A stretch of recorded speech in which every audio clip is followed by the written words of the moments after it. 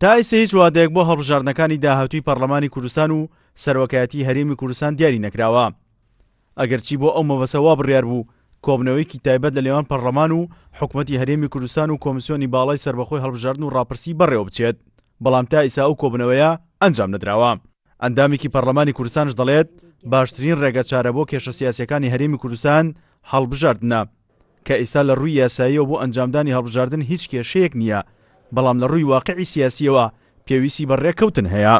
باشترین چارەسەریژی بۆ ئەو قەیرانی سیاسیت کە هەرێما کوردستانێدا هەی ئەوە کە هەڵبژاردن بهنەکردن دەنگی گەل دەنگی خەڵکی کوردستانê biryarê serhindê bidêtin ka hikûmeta ayinde û ew hikimranê ayindeyê herêma Kurdistanê çibin bi dîtna min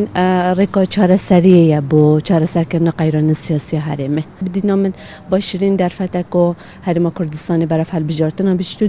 dengê gel hekem bîtin bo prosta siyasiya ayinde.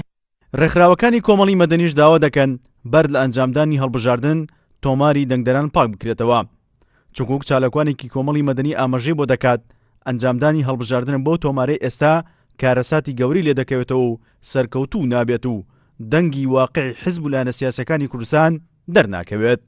چونمان بۆ ناو هەڵبژاردنێک بەم جۆرە ئامە داتایەکەی سا لە بەردەستمانە پێم وایە کارەساتێکی گەورەی لە هەرێمی کوردستانە بۆیە ئێمە و ڕێکخراوەکانی کۆمەلگای مەدەنی تاکید دەکەینەوە کە پێویستە تۆماری دەنگدەران پاک بکرێتەوە لە ناوی مردووەکان لە ناوی دووبارە لە ناوی وەهمیەکان لە ناوی ئەو کەسانێک کە لە پارچەکانی تری کوردستانەوە هێنراونەتەوە هەرێمی کوردستان و مافی دەنگدانیا پێدراوە کە ئەمە شتێکە پێچەوانەی یاسایە بۆیە من پێم وایە پێویستە تۆماری دەنگدەران پاک بکرێتەوە اینجا ئێمە بەرەو هەڵبژاردنێکی نەزیه و پاک بچین.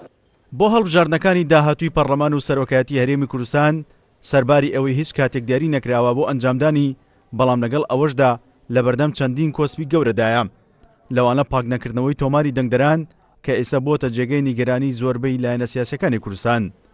هەرۆک دابینکردنی بودجەی پێویست بۆ هەڵبژاردنەکان کە ئێستا بەهۆی قەیرانی داراییەوە نەتوانراوە دابین بکرێت. سیروان حوسێن،